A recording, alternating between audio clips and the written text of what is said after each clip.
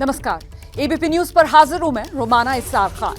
नुपुर शर्मा की गिरफ्तारी पर सुप्रीम कोर्ट ने आज 10 अगस्त तक रोक लगा दी है, क्योंकि नुपुर शर्मा की जान को खतरा है और यह खतरा ऐसे लोगों से है जो नुपुर की जान लेने की साजिश रचने में जुटे हुए हैं।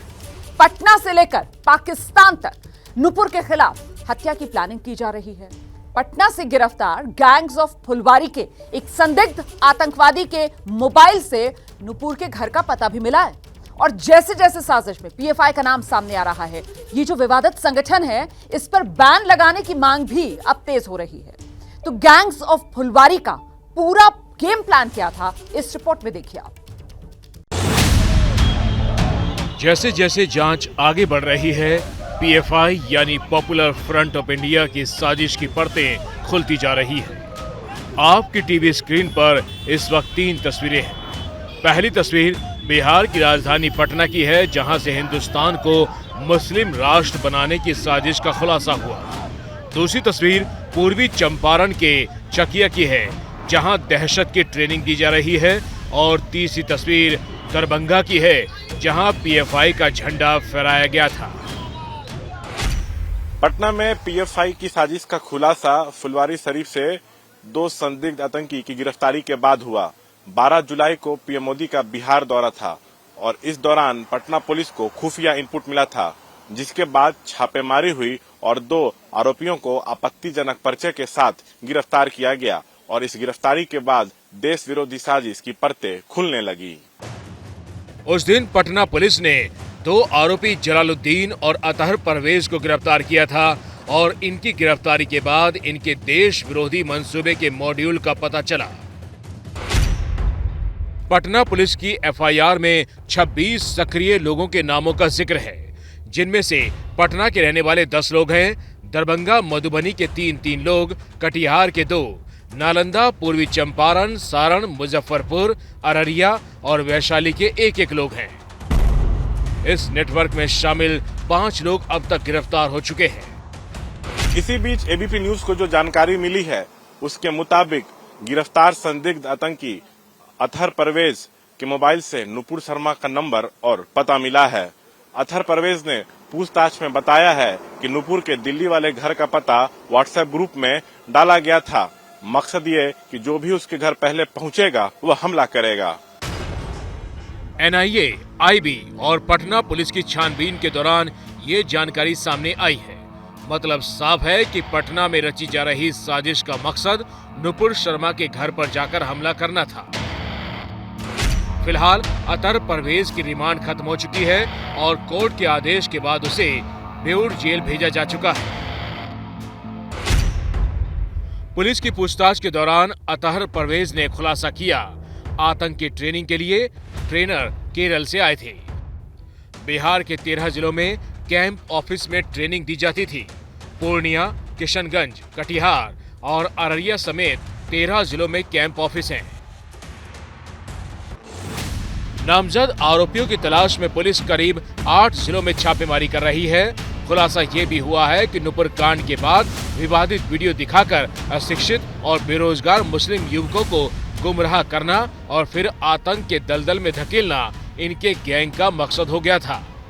और इसी मकसद को पूरा करने के लिए पटना से बैठे बैठे ऑनलाइन ट्रेनिंग दी जा रही थी, जिसके लिए दूसरे राज्य से लोग आते थे। पीएफआई को लेकर हो रहे इन खुलासों के बाद अब बिहार में इस संगठन को बैन करने की मांग उठने लगी है। बिहार बीजेपी के बड़े नेताओं में से एक सुशील मोदी ने पीएफआई पर प्रतिबंध लगाने की मांग की, जिसका समर्थन बीजेपी के सांसद और विधायक भी कर रहे हैं। देखिए, जो पीएफआई के बारे में जो बिहार में खुलासा हुआ कि किस तरह से प्रधानमंत्री की यात्रा के पूर्व उनकी पूरी तैयारी थी, उनका जो पाकिस्तान कनेक्शन है उसका भी खुलासा हो चुका है। और इसके पहले कर्नाटक में, केरल में उसकी जो सारी गतिविधियां हैं वो सभी लोगों के सामने है। और अब जो खुलासा हुआ, मुझे लगता है कि अब इसके बाद बिहार सरकार और भारत सरकार को इस संस्था पर प्रतिबंध लगाने के बारे में विचार करना चाहिए। जो राष्ट्र विरोधी गतिविधि में संलग्न है, आतंकवाद में संलग्न है, तो ऐसे ये को प्रतिबंधित करना ही चाहिए। पीएफआई का सीधा एजेंडा है भारत को गजवाए हिंद इस्लामिक इंडिया में परिवर्तित करना, वो भी जिहाद से हिंसात्मक जिहाद से कोई कार्रवाई क्यों नहीं और होगा हुआ है। और ये पीएफआई सिम्मी का ही बड़ा रूप है। मैं समझता हूँ सरकार इसको बैन जरूर लगाएगी और देश हित में बैन रखना बहुत जरूरी है। इतना ही नहीं, दहशत के दरभंगा जिले की राजनीति में पकड़ रखने वाले जेडीयू के नेता और मंत्री मदन सहनी भी संगठन को प्रतिबंधित करने की मांग कर रहे हैं। कोई भी संगठन के माध्यम से देश विरोधी कार्य अगर किए जाते हैं तो उसको जरूर बैन लगना चाहिए, जिससे देश का नुकसान हो, समाज का नुकसान हो, व्यक्ति का नुकसान हो और आपसी सौहार्द का वातावरण खराब हो। अगर वैसे काम में कोई भी संगठन लगा हुआ तो उसको हर हाल में बंद करना चाहिए। तो ये कोई अनुचित मांग तो है नहीं। निश्चित रूप से अगर कोई भी देश विरोधी काम कर रहे हैं तो उस पर जरूर बैन लगना चाहिए, उनको जरूर जो है सलाखों के पीछे भेजना चाहिए।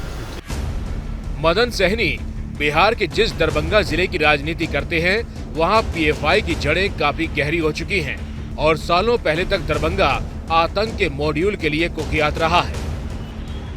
इनकी जड़ें यहाँ कितनी गहरी हैं, इसका अंदाजा इस बात से लगा लीजिए कि जिस पीएफआई पर बिहार में पुलिस शिकंजा कस रही है, उस पीएफआई का झंडा बैनर लेकर लोग संदिग्ध आतंकियों के समर्थन में जुलूस तक निकाल रहे हैं।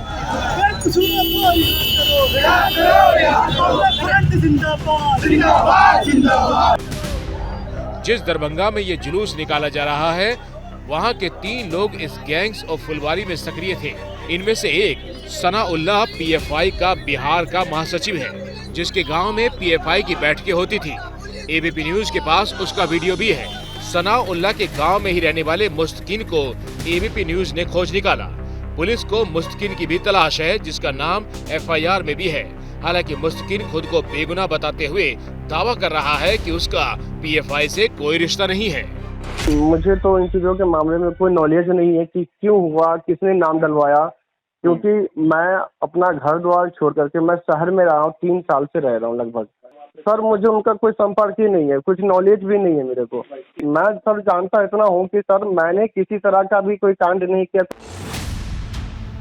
गैंग्स ऑफ फुलवारी में शामिल जिन 5 लोगों की अब तक गिरफ्तारी हुई है, उनमें जलालुद्दीन, अतहर परवेज, अरमान मलिक, नूरुद्दीन जंगी और मरगूब अहमद दानिश का नाम शामिल है।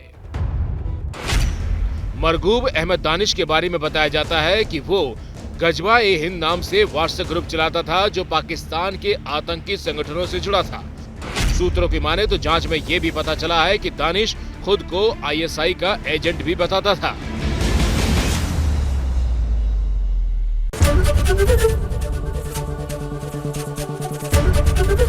एबीपी न्यूज आपको रखे आगे।